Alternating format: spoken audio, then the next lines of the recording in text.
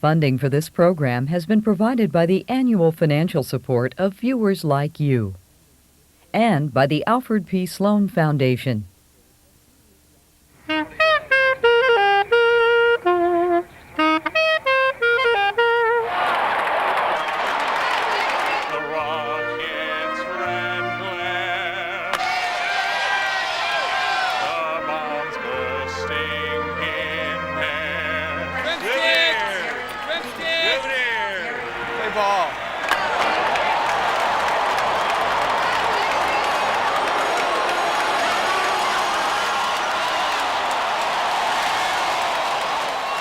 Hi, I'm Bob Cringely, and this is 3Com Park, home of the San Francisco Giants. It's the last game of the regular season, and the Giants have already clinched the National League West Championship.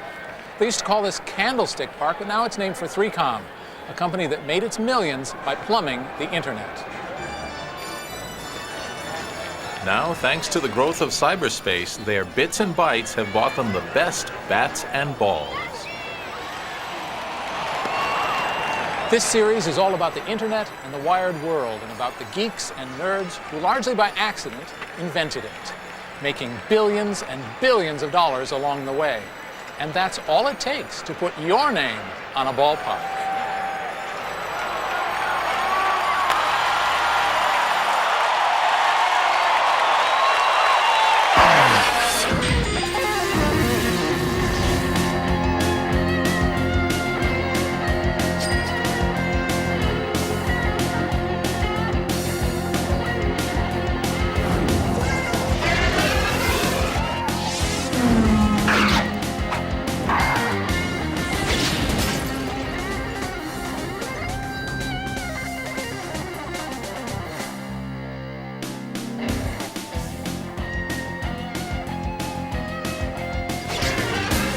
Wiring the world has launched an information revolution. It's changing the way we live and work, and the pace is awesome. 4 years ago, 3 million people used the internet. Today, it's 100 million. By the year 2005, it could be 1 billion. Even if you don't own a PC, have never gone online, and think a website has something to do with spiders, the internet is transforming your world. And if you don't believe it, just look what's already happening. Well, you've heard about the information age. It's here. It's the internet. It's the web. It's happening right in front of us. It's a privilege to be here watching it happen because I've been worrying about it for decades. The internet boom hasn't even started. I mean, people are all, geeked up about it, but we're just beginning to scratch. I think we're in the roaring 20s. For the true believers, the internet is much more than an electronic novelty. They have adopted a web lifestyle. The cheerleaders of this new revolution are staking their companies on all of us following their lead. You're living a web lifestyle when you just take it for granted that any purchase you make, any new thing you want to plan like a trip, you turn to the web as part of that process. People today live a phone lifestyle and a car lifestyle. And they almost laugh when you say that to them because it's just so taken for granted. A web lifestyle means living in the fast lane where time seems as compressed as the data in the wires, and change is the only constant.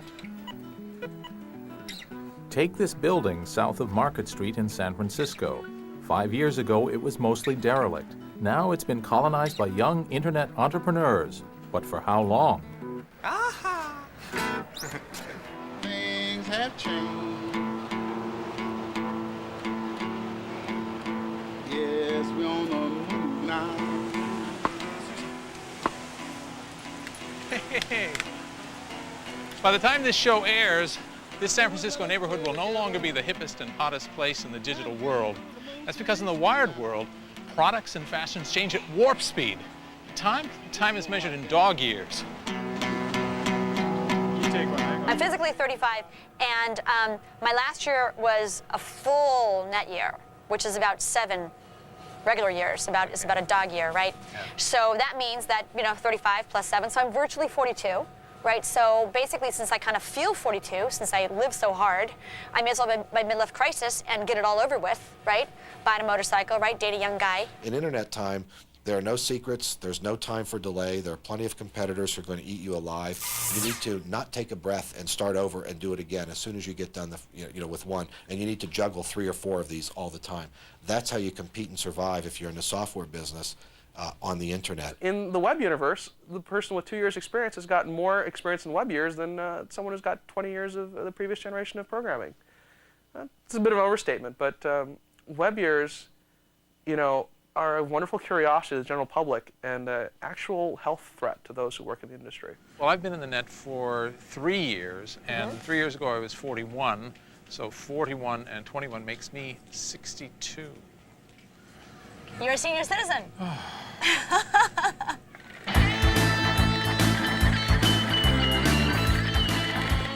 Today's kids are growing up wired. The information revolution is just part of everyday life. 70% of American schools now have access to the internet. Take Edwin Chu. I first met him in 1995. Even then, he knew exactly where he was headed. What do your friends think of you? Boy, he's a nerd. Yeah, but I don't mind. I'm used to being called a nerd. Can't have other people stop your dreams. Hey, Edwin. Hi. Hey, so nice to see you again. Good to see you. So Edwin is an inventor. He's made a laser pointer from a dental floss box, and he's designed the GoPed. It's a combination of a go-kart and a moped, because a moped has 2 wheels and a go-kart's got 4, and this one's got 3, and it's right in the middle. And I have it. It's a GoPed. GoPed. The front end of this looks like some sort of... That was my sister's old tricycle. She never used it. I made it into something actually useful. Edwin was born in 1985 in the PC generation. His talent for technology may make him a future entrepreneur, but otherwise he's a typical American teenager. His world is being shaped by the internet and the web at a pace you have to experience to believe. Yep, this thing's fully charged and ready to go.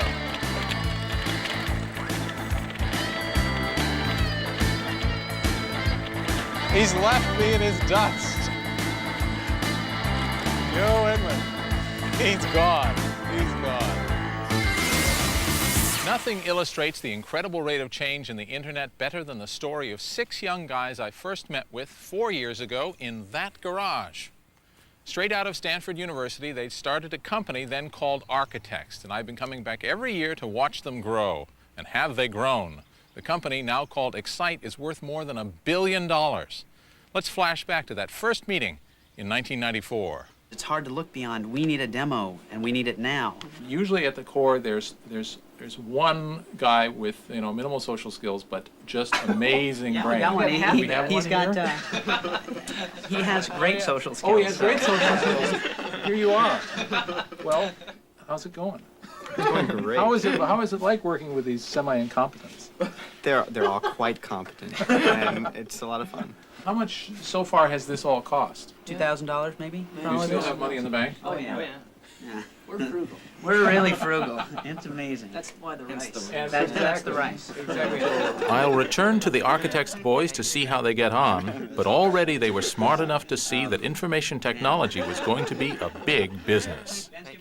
The PC was the largest single legal creation of wealth we've ever seen on the planet, so I figure right now we're into year 3 of the web, and by my calculation, the new companies, not the existing ones, but the new web companies, are worth more than $40 billion. And that's 4 times what the PC companies were worth at this point in the decade of the PC.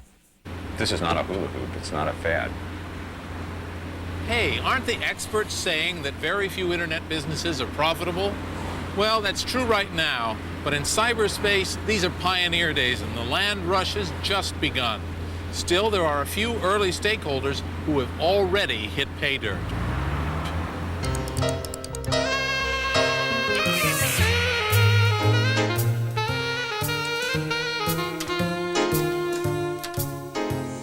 Maybe it was inevitable that the first moneymaker on the internet would be sex. After all, that's what got movies and videos started. Welcome to the Peep Show for the Information Age, a new take on an old trick. Nowadays, thanks to the interactive assets of the Internet, you can see exactly what you want, or more accurately, what you pay $5.99 a minute for. So, Kat, you're part of the adult Internet industry. Yes, I am. Do you feel like a pioneer? Yes, actually, I like this new venue. I feel like I'm getting a fresh start, like right at the beginning of it, and there's a lot of open doors. On the web, you can't handle the merchandise, but that hasn't prevented the greatest of all American inventions, shopping, from entering cyberspace. No surprise to find that the World Wide Web has become a virtual mall. One of the first virtual stores to build a real business is a virtual bookstore.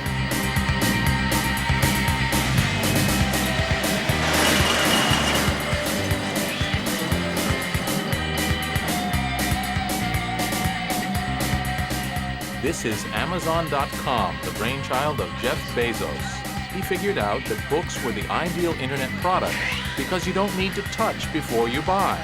So Jeff rented a giant warehouse in Seattle, hired a bunch of Generation X bibliophiles, and ships the books which customers order from Amazon's website. So far, Amazon hasn't made a profit, but it's valued at more than $1 billion. Clearly, a lot of investors think Jeff's internet idea is hot. There's a sort of a fundamental irony that we're using bits to sell atoms. And yeah, it's a little wacky. But it works, and it's extremely efficient, and people recognize the value. A year after we visited the architects' boys in their grungy garage, they'd gone through the VC experience and moved into a real office. The boys were a year older and 5 years wiser. Working 100 hours a week can do that to you. The venture capitalist who backed the architect's dream was Vinod Khosla. Now, what made me spend $5,000 or $10,000 on 15 minutes on 5 guys, or really 2 guys, Joe Kraus and Graham Spencer, who I was meeting for the first time, who had never had a job, never had any success, had completely crazy notions of what applications they wanted to pursue. There was something about them that said to me, they are good entrepreneurs. They were good listeners. They were good debaters. They were thoughtful about my comments. They didn't give in to everything I said. They didn't disagree with everything I said. And I really liked the vibrations, the vibes. They were really good vibes. These are the 5 sentences that are statistically most relevant to the document. A mote it is to trouble the mind's eye. Pretty deep. Let's leave Graham for the moment. Summarizing Shakespeare has its uses, but the web has a lot more to offer, like replacing the post office and the telephone. The web is incredibly exciting because it is the fulfillment of a lot of our dreams that the computer would ultimately not be primarily a device for computation, but metamorphosize into a device for communication. And with the web, that's finally happening. And secondly, it's exciting because Microsoft doesn't own it, and therefore there's a tremendous amount of innovation happening. Welcome. You've got mail.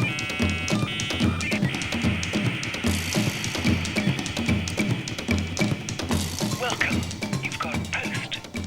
And the tool for communication is... email, baby.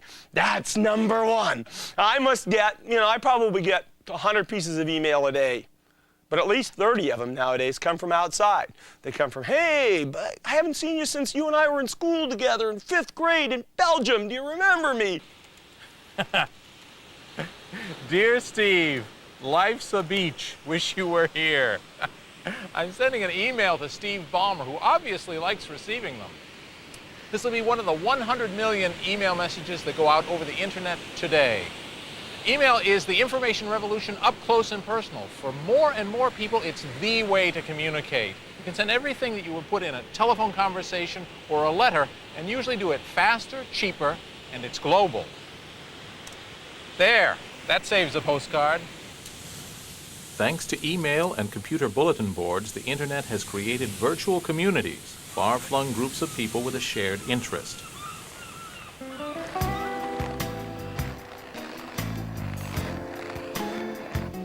Boston writer Fawn Fitter joined The Well, one of the oldest electronic meeting places, where she has met, talked, and argued with kindred souls, and even fallen in love. I had this computer and I went out and bought this modem and I got online and I was just blown away, absolutely. Because I realized that here was this literally community of, at the time probably about 5,000 people who were not just talking about sex or trying to pick each other up or whatever, that they were having actual conversations about actual things that I was interested in. I will confess that when I first got online, I had a little cyber fling. And the thing about online romances is that because you aren't actually with the person, you can project anything you want onto them. And then when reality slaps you in the face, it can either be a real wake-up call or it can work out wonderfully. I was just blown away by the style and fluency of this person's written communications. And then when we met in person, it just became apparent that he wasn't quite as fluent with emotional interchange. I'm not slamming him. He's a good guy. He's just not the one for me. And I don't think of having met him online as being all that very different from having met him at a party or in a bar or through a personals ad or rollerblading down the sidewalk.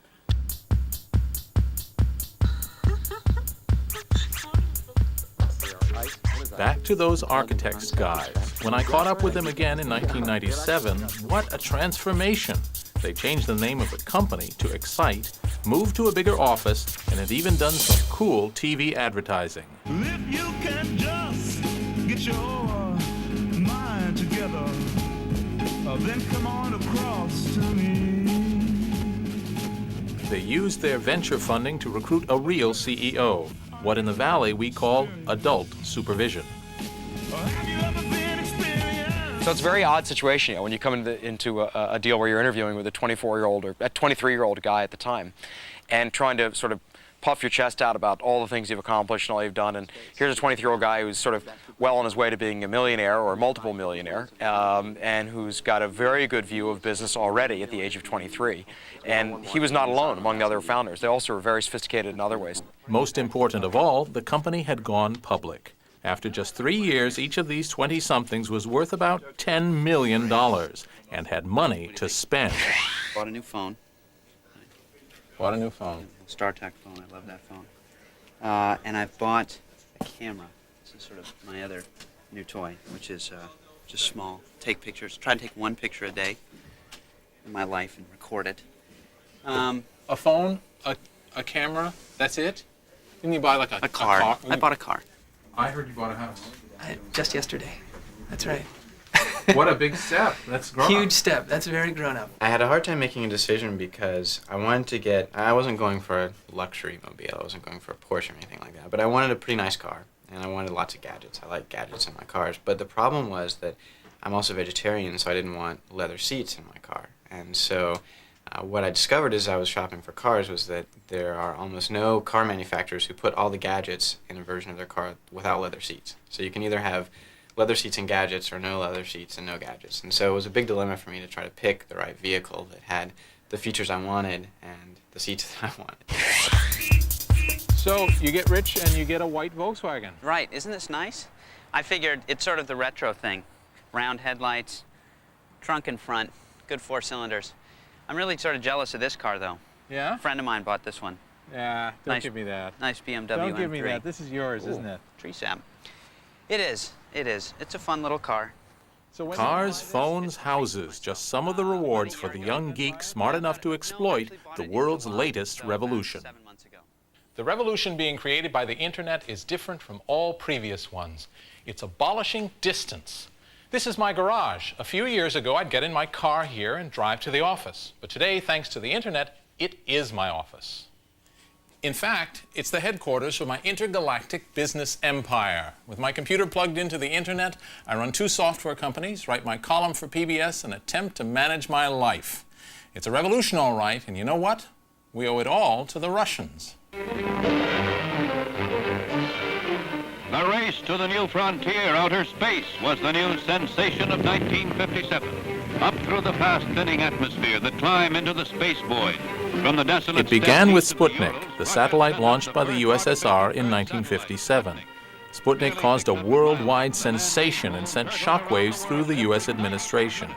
It forced two presidents into action. Their separate initiatives both paid off years later in 1969. With hundreds of circuits in orbit.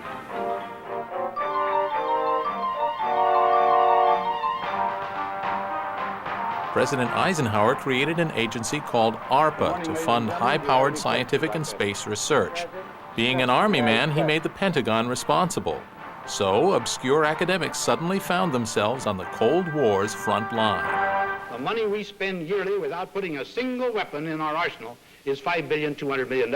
It created a considerable stir. It was clear that the area that we had chosen to work in was going to get more attention. And science, for a long time before that, had not had a particularly good name. It had not been a big deal. And I think there was a sudden realization that it maybe was important after all. All pre-start panel lights are correct. The ready light is on. President Kennedy's challenge to the Russians was to commit America to putting a man on the moon. He gave that project to NASA, the civilian agency. By now, it had taken over from the Pentagon responsibility for space research. Godspeed, John Glenn. 10, 9, 8, 7. I believe that this nation should commit itself to achieving the goal, before this decade is out, of landing a man on the moon and returning him safely to the Earth.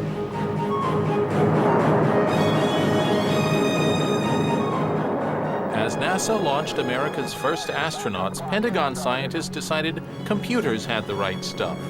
Compared with the high-profile moon missions, computer research was something of a Cinderella. Throughout the 1960s, it was the space race which got all the media's attention.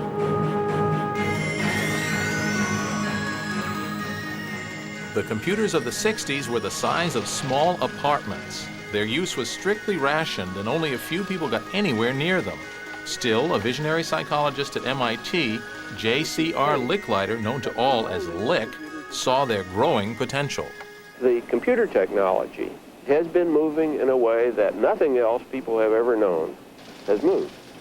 Here's a field that gets 1,000 times as good in 20 years. Lick had this concept of the intergalactic network, which he believed was that everybody could use computers anywhere and get at data anywhere in the world. Specialized hardware facilities tend to be expensive but very efficient. On the other hand, if they can be distributed, then specialized hardware facilities can be very effective and can let us do things that we couldn't otherwise do. Lick was thinking big about the future of networking at a time when there was only a handful of computers anywhere in the world, and decades before the personal computer would arrive. The vision was really Lick's originally. I mean, none of us can really claim to have seen that before him, nor anybody in the world. I mean, Lick saw this vision in the early 60s. He didn't have a clue as how to build it. You know, he didn't have any idea what to do to make this happen. By the mid-60s, the Gemini program was regularly sending American astronauts into orbit. On Earth, ARPA was funding mainframe computers for research at major universities. Mainframes were too big and expensive for personal use. But in keeping with the communal spirit of the times, a system was devised to provide more people with computer access. It had the science fiction name time sharing. Many users were connected to the same computer, and the user had the illusion, every individual user had the illusion that the computer was just serving that user. The computer was fast enough so it could serve you and move to the next person and the next person and the next person and come back to you, and you were never aware of the fact that it left you. The Internet and the World Wide Web were really born right here at the U.S. Pentagon, headquarters for the world's most powerful fighting force and home with the squarest jaws on the planet. A sack full of money was set aside to fund far-out scientific research as part of the so-called space race. Like most Pentagon projects, it had a strange acronym, DARPA, Defense Advanced Research Projects Agency. But DARPA had very little to do with defense and a great deal to do with the research interests of the people who controlled the money. As NASA achieved the first docking in space, Bob Taylor took over ARPA's responsibility for spending the Pentagon's budget for computer research. In most government funding, there are committees that decide who gets what and who does what. And in ARPA, that was not the way it worked. The person who was responsible for the office that was concerned with that particular technology, in my case, computer, technology was the person who made the decision about what to fund and what to do and what not to do. So the decision to start the ARPANET was mine, with very little or no red tape. It's more than 30 years since Taylor worked in the endless, nondescript halls of the Pentagon. And do you know, they have a speed limit in these corridors.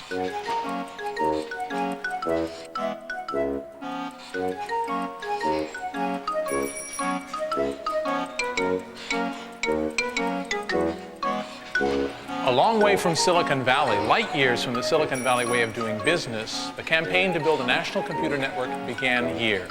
We're going to what was Bob Taylor's office, where the word went out to start wiring the world.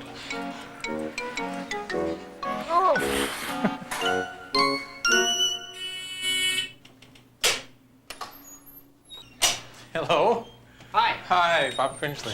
Jim McKinney. Okay, Jim, do you know that the internet was was founded right in this room? No, I did not. Well, you haven't redecorated either, as I can see. So do you use the internet in your work? We certainly do.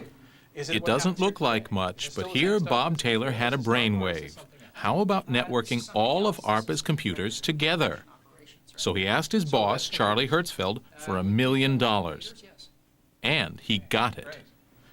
Can I get a job here? I was sitting in my office in the Pentagon, and to communicate with people at Santa Monica, I had to sit down at this terminal here. And if I wanted to talk with the people or the computer in Berkeley, I had to get up from this terminal and go over and sit at another terminal, go through a different protocol, a different command language. The same for MIT. So the obvious question is, wait a minute, why don't we have one terminal and have all of these places interconnected?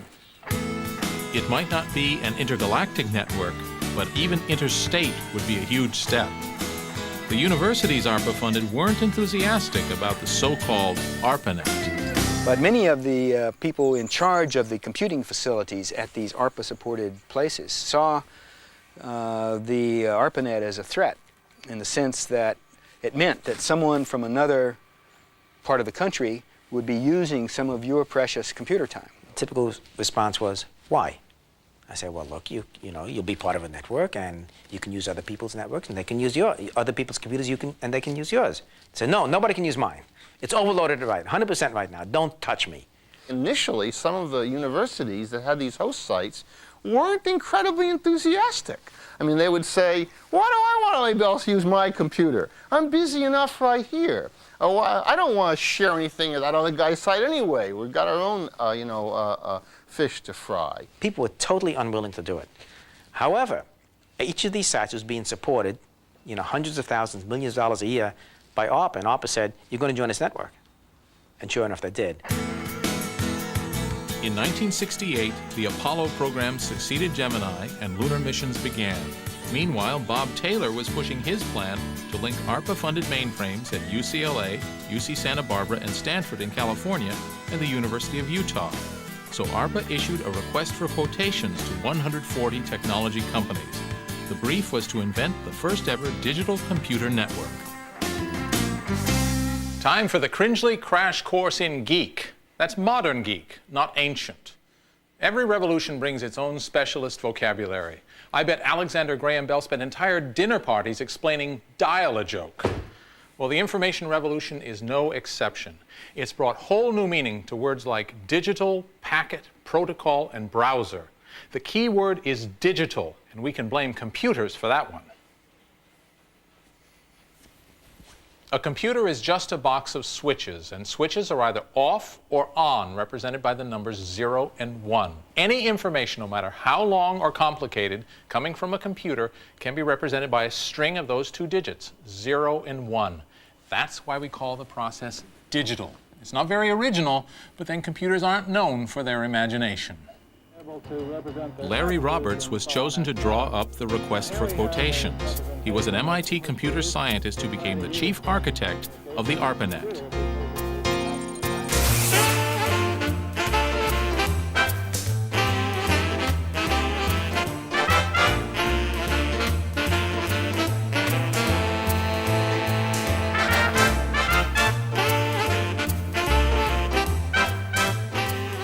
Let's pause to consider the social habits of 1960s geeks like Larry and his friend and colleague, Len Kleinrock. These guys are applied mathematicians, and for fun and profit, they applied their mathematics to gambling. You're a gambler. I do when I can win, when I know how to win. Do you know how to win? Well, at gambling, yes. I know how to count. Larry and I always liked puzzles, and we liked challenges. And of course, Las Vegas presented a wonderful challenge. We were going after roulette. See, roulette is a wonderful game. It's a game where you lose a nickel on every dollar you bet, by and large, if it's fair.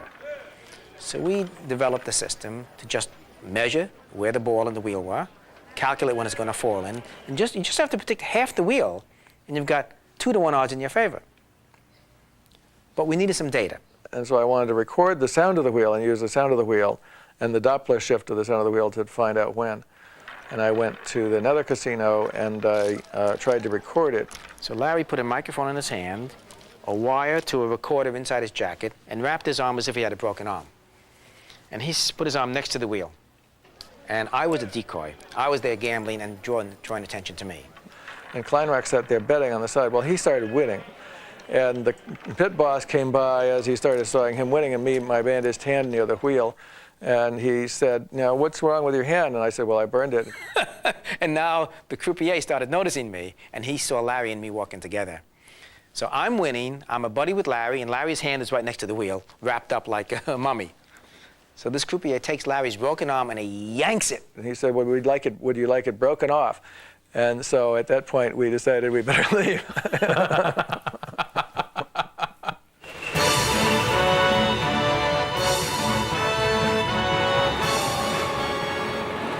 George, can I drive it? Oh, sure. We let all our passengers drive the dock. Out You the do? open water, sure.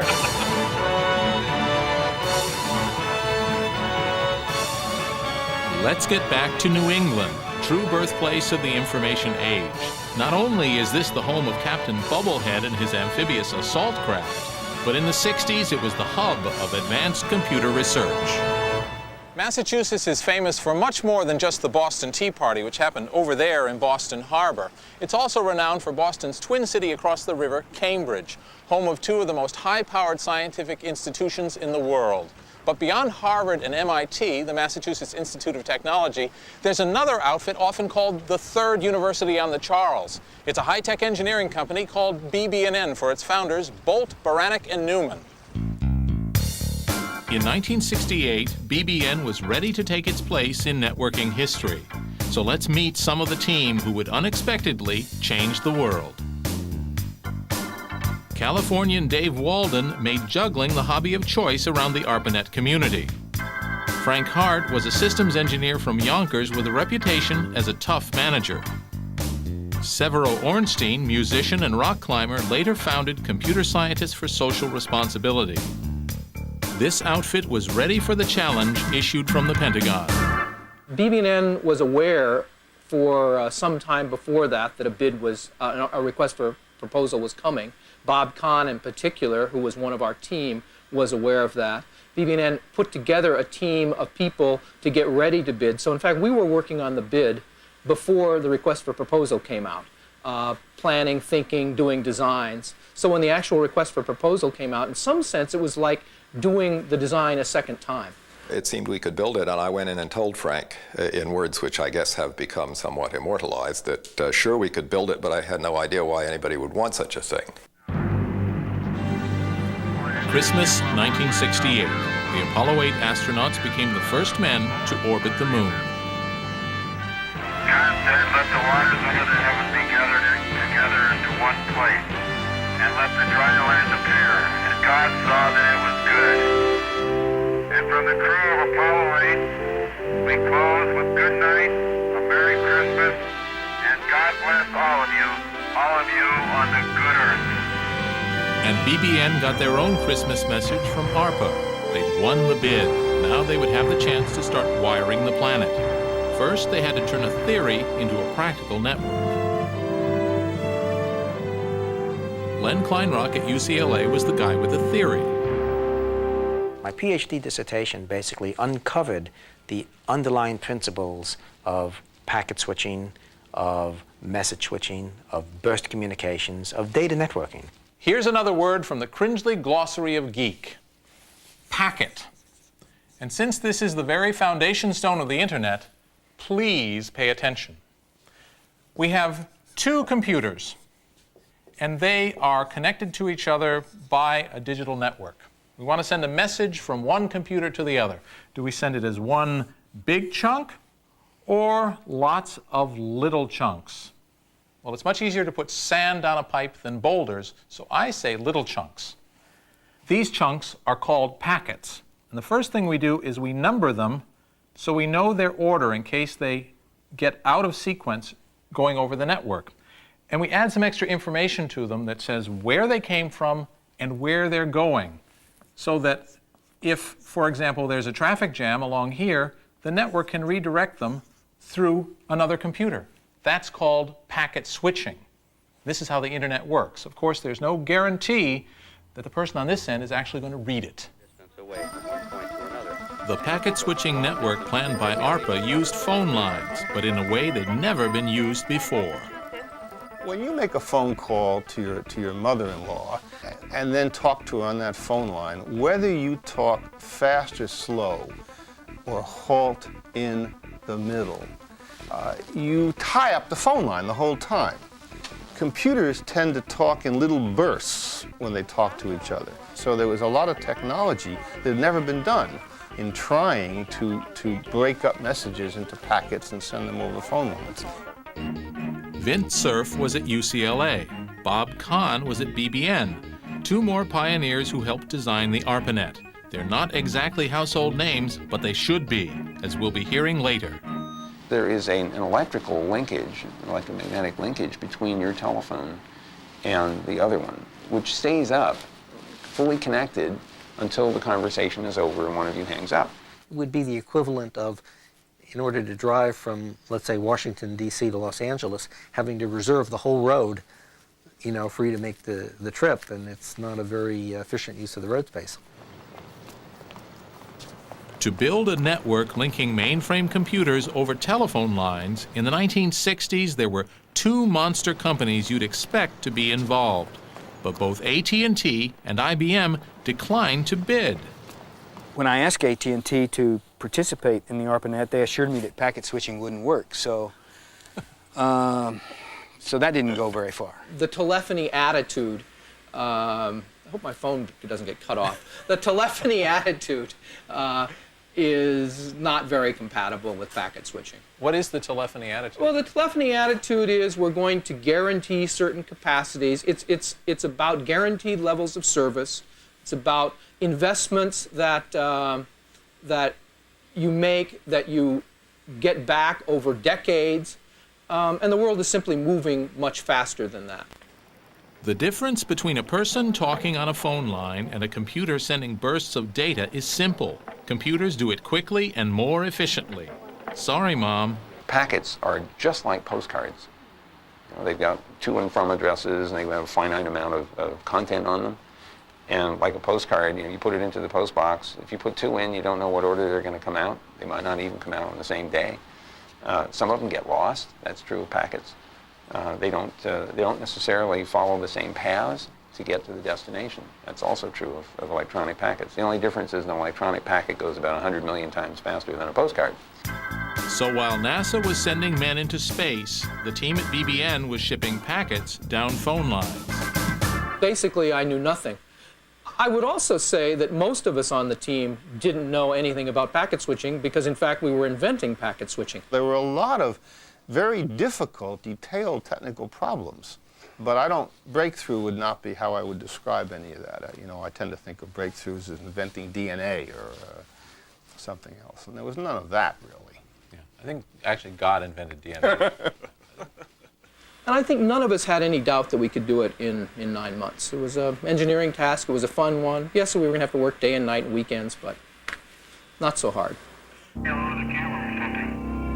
By an odd coincidence, the ARPA-funded scientists designed the blueprint, wrote the software, and built the computers for the world's first digital network, just as NASA's Apollo program reached its lunar climax. Two visions of science and technology, one begun in 1958 and the other in 1961, would both deliver the goods within a few weeks. Kinda neat, isn't it? I wonder what became of the space program.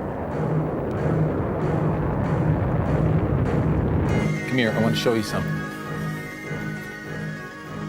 It's right over here. This is a historic machine. It's the first IMP on the ARPANET. IMP stands for Interface Message Processor. Today, we'd call it a router. Back then, it was a mini computer that was connected to one or several mainframes here at UCLA and made possible packet switching. The packets would come in, the IMP would sort them out, error correct them, and either send them to those local machines or later, when there were more IMPs, send them across the ARPANET. Oh, you can tell this thing was built for the military. It's built like a tank. And for the first 7,792 hours of the ARPANET, it made sure that we got a message instead of a mess. After just 9 months' work, the moment of truth. The first IMP was ready to be blitzed with bits. On budget, on time. This was a government project? My laboratory was the place where the internet came to life. It was then called the ARPANET. We had the first switch, which was called an IMP, an Interface Message Processor. It was wheeled into my laboratory over the Labor Day weekend in 1969. And on Tuesday of that next week, we had bits moving back and forth between that switch and my host computer. Len Kleinrock was so moved by his historic role that 30 years later he wrote a poem to recall the romance of imps, nodes, and technical specifications that only geeks could love or rhyme. It was back in '67 that the Klan agreed to meet. The gangsters and the planners were a breed damned hard to beat. The goal we set was honest, and the need was clear to all. Connect those big old mainframes and the minis, lest they fall. BB&N delivered the product on time, 1st of September, actually a little earlier than the guys at UCLA hoped. Our software wasn't quite ready when the hardware showed up, and it was Labor Day weekend, and we were sort of hoping that it might be delayed. They airshipped it. BB&N had promised that the IMP was running late. We welcomed any slippage in the deadly scheduled date. But one day after Labor Day, it was plopped down at our gate. Those dirty, rotten scoundrels sent the damn thing out air freight. Battleship gray cabinet with eye hooks in the top so that a helicopter could lift it. And it was a refrigerator-sized object with a computer in it, a Honeywell 516, and with special interfaces that had been designed by Ornstein and built by Honeywell in that cabinet so that it would then connect to host computers at each site. And inside was a program which had been written at BB&N. So the machine shows up, they get it on a forklift, and it goes into the UCLA facility, and they turn it on, and it picks up where it left off. You see, the government sometimes picks dates for the hell of it. I mean, there was no reason. If to be truth known, it was an artificial date picked by the government and picked by Larry Roberts. I don't know how the devil they picked it. As I recall that Tuesday, it makes me want to cry. Everybody's brother came to blame the other guy. Folks were there from ARPA, BB&N, and Honeywell, UCLA, and ATT, and all were scared as hell. We cautiously connected, and the bits began to flow. The pieces really functioned, just why I still don't know. Messages were moving pretty well by Wednesday morn. All the rest is history. Packet switching had been born. Okay, Neil, we can see you coming down the ladder now. 7 weeks before the ARPANET sparked to life, Neil Armstrong became the first man to walk on the moon. It's one small step for man, one giant leap for mankind. Time will tell whether Apollo or ARPANET meant more for mankind, but there's no argument who had the better soundbite. A month later, a second IMP was ready at Stanford. What memorable message was sent? All we tried to do was log on from our host to their host. You know, remember, we're engineers, okay? So I had one of my guys set this up, and we also had a voice line in parallel with the data line. So he had a pair of headphones and a speaker, and so did the other guy at the other end. And so we typed in L, and we said, "Did you get the L?" He said, "I got the L." So we want to type in LOG, and then the rest would be LOGIN. It would span out the word login. You got the L. Hit the O. Did you get the O? Got the O. Did you get the G? Crash. The system failed on the G. And a couple of hours later, we successfully logged in, did some minimal things, and logged off. That was the first message on the internet. Log in, crash.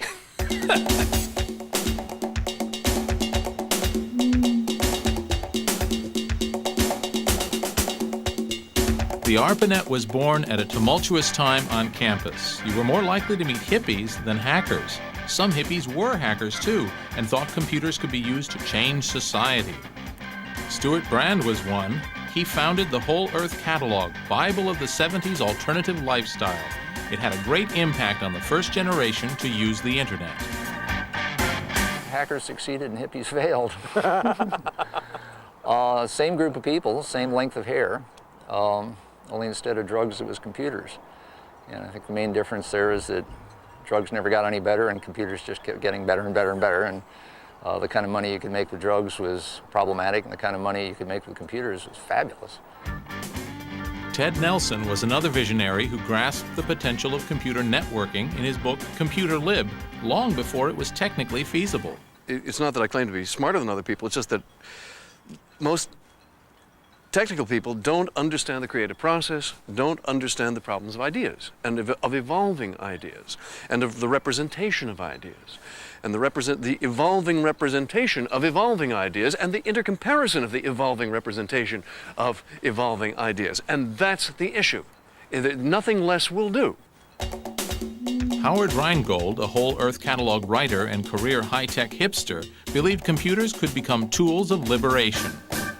It's not so much anti-establishment as empowerment of the individual. The belief that if you can give people tools, they can do things. They can make the new, better society. And that joining some crusade to create some great cause has failed. In 1972, I wrote an article for Rolling Stone called Fanatic Life and Symbolic Death Among the Computer Bums. And the opening line was, "Ready or not, computers are coming to the people." And it was pretty much foretelling what came to pass, which was that computers had been liberated from the IBM mainframe approach to life. The idea that computers could really be used for extending our intellects and communicating with each other was something that didn't emerge for a while. That's how it started, is turning a mainframe into a personal computer. And then they just found various ways, first with time sharing and then with actually making these things to make personal computers. The idea was power to the people, straight out of, straight 60s doctrine.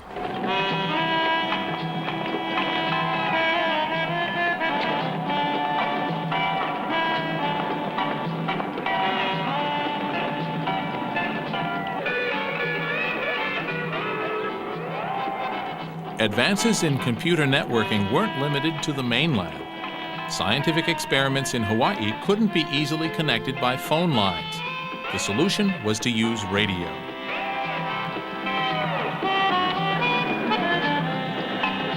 So was it the engineering challenge that drew Norm Abramson to Hawaii? Actually, it was the surf. I was teaching out here, actually, at Stanford, when I first saw Hawaii about 30 years ago, and 29 years ago I decided to move there. It took me about a year to find a university position there and moved to Hawaii to go surfing. I don't know much about the University of Hawaii, but it doesn't just jump to mind as a hotbed of computer research. It isn't, but the surf is a hell of a lot better than it is here. We convinced Larry in particular that we could do something that had never been done before technically. And this was what, the Aloha Net? It was the Aloha Net. It was the first network that decided that it was sensible to transmit data into a computer by means of radio waves rather than telephone lines or conventional wires. And we put a radio channel together, connected it in a new way to a computer, a very primitive computer at that time, and demonstrated wireless data for the first time in and out of a computer. And you were doing wireless data in Hawaii because of their islands, is that it? Frankly, I was doing it because of the surf.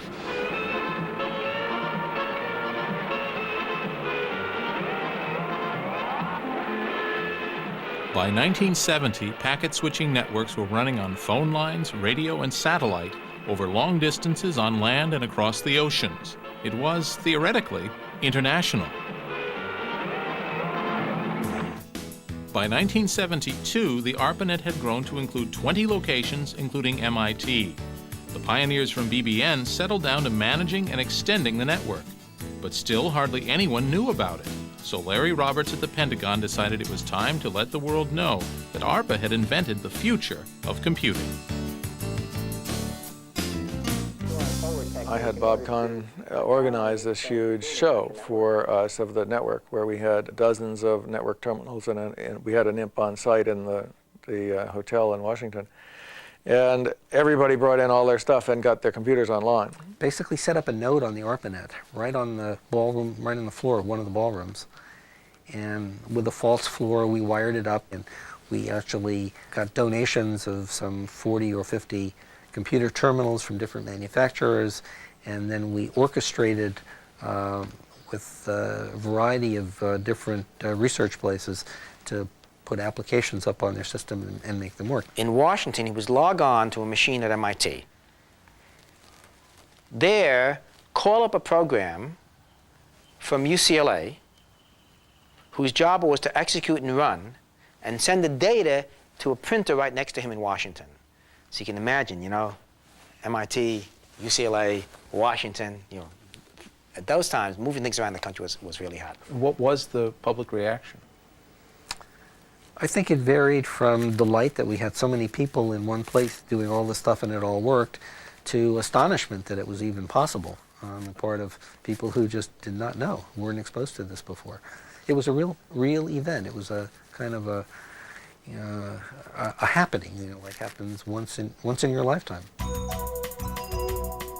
Throughout the 70s, the ARPANET grew. Other networks were created too. But there was a problem. Each network was different with its own rules. You couldn't send packets from one network to another, let alone through another to a third.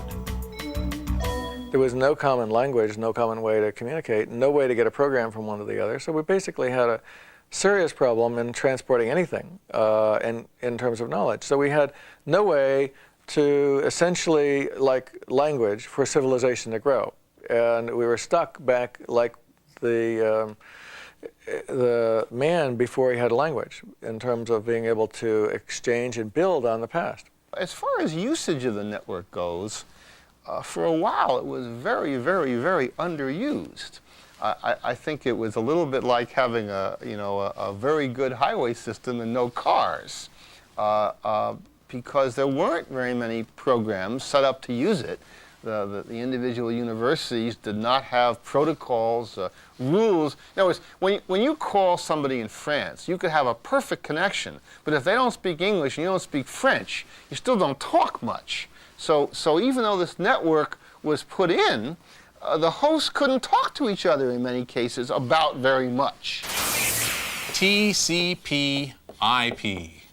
These are probably the 5 most important letters of the information revolution. They stand for Transmission Control Protocol, Internet Protocol. What a mouthful. In the Glossary of Geek, a protocol is the rules that control how different computers talk to each other. The TCPIP protocol was invented by Vint Cerf and Bob Kahn. It determines how computer networks talk to each other. Without TCPIP, there would be no internet. What an achievement, and yet such a name. They could have named it WOW or KISS, but TCPIP? Bob and Vint decided to work together to crack the problem. On one of his visits to the Bay Area, Bob stopped in to see me at Stanford and was describing for me these other packet switching networks that he was developing, and pointed out that he knew that he needed to find a way of interconnecting them. If BB&N had one network and let's say AT&T had another, it would have been possible to just plug the two together with a box in the middle, and BB&N and AT&T wouldn't have had to do anything to make that work other than agree to let their networks be plugged in. And so we began to think about the question of protocols that would allow such an amalgam of networks to interwork. We did that work in the early 70s, and that was before the Ethernet was on the scene. It was before the personal computer and workstation. So, I mean, what we did anticipated all that, and by virtue of the niceness of the architecture, the modularity of the architecture, it allowed for any network to fit in there in any computers, including the local area nets of today. Their seminal paper was published in May 1974. They called it A Protocol for Packet Network Intercommunication. It's a real page-turner. Every new information technology needs something that makes people just have to buy it. It's called the killer application or killer app. For the IBM PC, it was a spreadsheet. For the Macintosh, it was desktop publishing. And the internet is no exception. This is a communication network. So guess what? The killer app is a way of communicating. Email. And that's how the lowly @ sign jumped from the keyboard into a place of honor in computer history.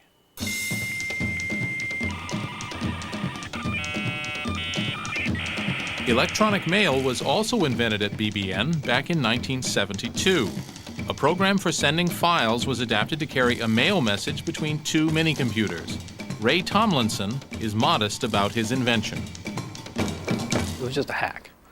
And the next step was to get other people to try using it, because so far I'd only sent mail to myself first and then to the other people in my group. Ray's hack has driven networking for a generation. One of the first applications we put on the system was from Ray Tomlinson's network email. As soon as email came on, it took over the network. But it was hard to believe that that was going to be a major use of the network. It really was. That was not what had been touted in the first place, that sending messages back and forth from people, from person to person, was going to be a large use of the network. It was hard to believe for a long time. People-to-people communications was what excited people. You know, machine to machine or human to machine was not all that exciting. And where did that icon of the internet, the little @ sign, come from? Credit Ray for that one, too. I looked at my keyboard on a Model 33 teletype. The one that was most obvious was the @ sign, because this person was at this other computer. In some sense, he was at it. He was in the same room with it anyway. And so it seemed fairly obvious, and I just chose it. But with email, you know, you could communicate with a lot of people very, very quickly, sometimes in the middle of the night. It made it possible to start to move things around that you wouldn't have thought about, dealing with people in different time zones. And so it really caught on quite a bit. So you're the guy who invented the use of the @ sign in email addresses. So Yes. I'm bob@cringely.com. Mm-hmm. So I can thank you. Well, thanks a lot. A lot of people have said that, especially with the advent of junk mail. And of course you now have infinite wealth. No. No? No. And how does it feel to have changed the world? Oh, it feels wonderful. I think it's incredibly exciting. I think that it's the kind of thing where now you go down the street to your neighbors who never knew what a computer was in the days you were doing this, and they're all of a sudden experts at using the web, and think that's a lot of fun. So no, it's quite nice. Technologically speaking, the 60s hit 2 home runs, a man on the moon and the first computer network. But the funny thing is that none of those pioneers got rich, though at least the astronauts made it on primetime television. As for the geeks who invented the ARPANET, who laid the foundations for the information age, zilch. Neither fame nor fortune. It took the invention of the PC before someone hit the jackpot, and what a jackpot it was. But that's for the next part of our story.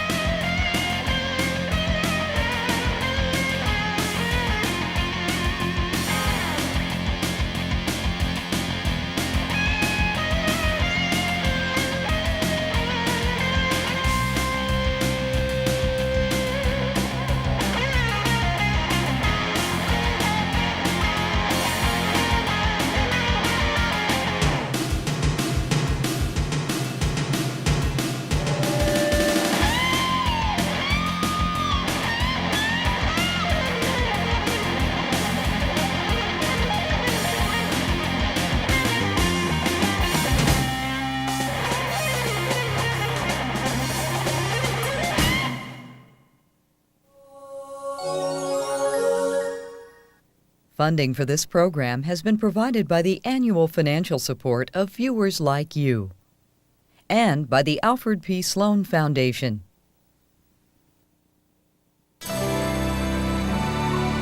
This is PBS.